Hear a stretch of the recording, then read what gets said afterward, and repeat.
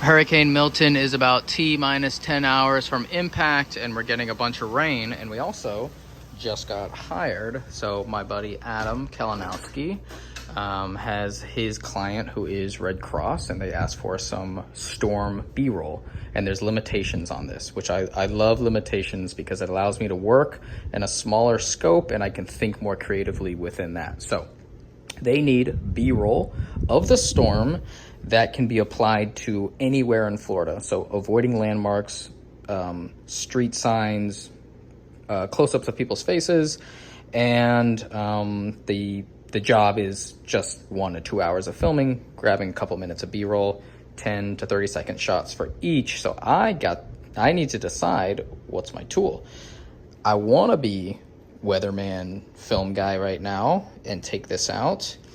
I asked Adam, what are you taking? And he just said the body and the lens. And that honestly sounds like a better plan, and just stick this out the window. But I kind of like the adventure aspect of it. And like I said in that one of my previous videos, is I'm trying to think of every shoot as if it was a documentary shoot. And what if we were out in the elements? How would it work? So unfortunately, I do not have a rain cover for this. I do have a poncho, which I might cut up and use, but I need to figure out what is what, because this would be much easier. All right, this is what I'm gonna be wearing: big poncho, and then this is the gear setup I'm gonna go with. So A7S3 with a Disney poncho on top. I'm gonna stick my head in there. And then I'm gonna use the 150 to 600. It extends, so that's why I'm gonna give it a little bit of extra slack, and it can kind of bayonet in and out. New addition to the house. Before we even make it out of the complex, we're gonna grab a shot of the highway. So this is gaff taped on. Whoops. And it should mitigate some of the water hitting there. This is going to be our shot. We're going to let it roll for a couple seconds and maybe just get a slow pan in there. Let me show you what the exposure actually looks like. Right around there. And then typical zoom coverage, wide, medium, tight. So we're just gonna zoom in and get a close-up of that empty highway.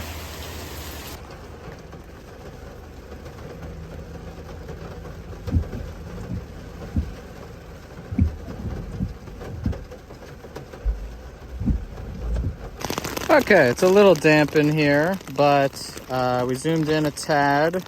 We're grabbing a lot of static shots, and then I did just a nice little pan, trying to avoid all the street names, or at least keep them out of focus. But shot 2, or scene 2, is done. And also, it's getting higher. Actually, this current looks good enough to capture, especially how it hits up on that wheel. So I'm gonna back up and grab that shot. This is fun because I have to think differently. So I'm looking just for anything that signals storm. Those sandbags over there, but not showing any signs or anything. But it's hard because nothing is moving out here. It's like nothing happening. And it's not even windy, just a lot of rain. And all this setup, tripod, put it down. I could see how those Flotex would really help with speed, and also the active 8 head with super fast leveling, because every other second just it adds on to the chaos. All right, this poncho is like letting so much water through. I don't even know why would they call it a poncho. Luckily there's a towel in my girlfriend's car, so that is going to be the barrier for now.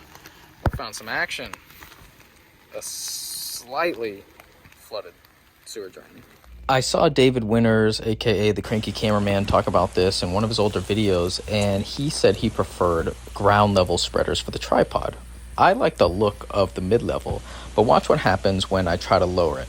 I can't just drop it down because it pulls in the feet of the tripod, so I end up having to circle it and doing this little tripod dance.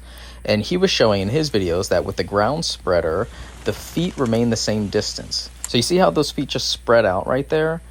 With a ground spreader, it maintains the same distance. So for me to do that, I have to kind of pull the tripod closer and then drop or raise, which defeats the whole purpose of the fast acting tripod. So I might get a ground level spreader tripod soon. All right, every step we're figuring this out easier and easier. So instead of side loading, just go into the back. I see some people walking down, so I'm gonna get this up as fast as possible and zoom in. So I barely got them.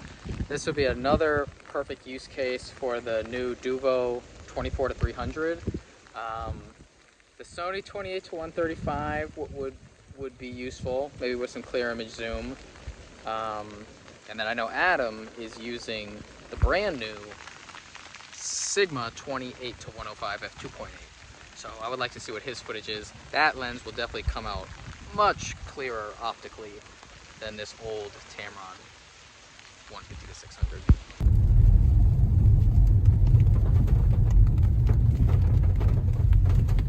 So really trying to look for movement, and these are one of the only swinging stop signs. So we're gonna get that with the palm tree going nuts behind it, because other than that, there's just not much happening.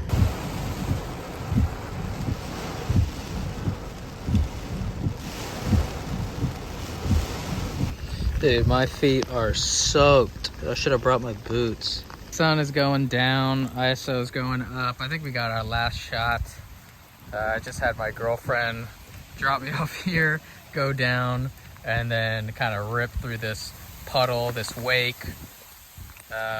Staged it, but we saw someone do that right as we got through here, so I don't think he's coming back, so we need to make it happen ourselves. But this is super fun. It's way different than like the corporate work or any of the small dock jobs that I get. So it's low rate, but honestly, I'm having fun. So this lens is working out pretty well. I know there's another one. I think it's by Sigma. It's a 60 to 600? Or 50 to 400? One of those. Where like 50 or 60 is like kind of doable for a lot of situations, especially for news, besides some establishing shots. And I could see that being very, very useful. I have no business getting it. I don't want to get it. But as far as like what options are available, like this is such an old lens, but and it's not sharp, but it's very versatile for this type of work.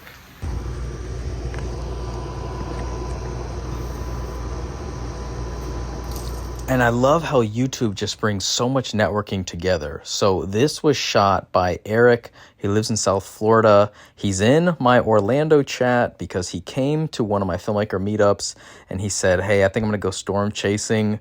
Everybody was a little hesitant, but when he put these visuals back into the group, this is amazing.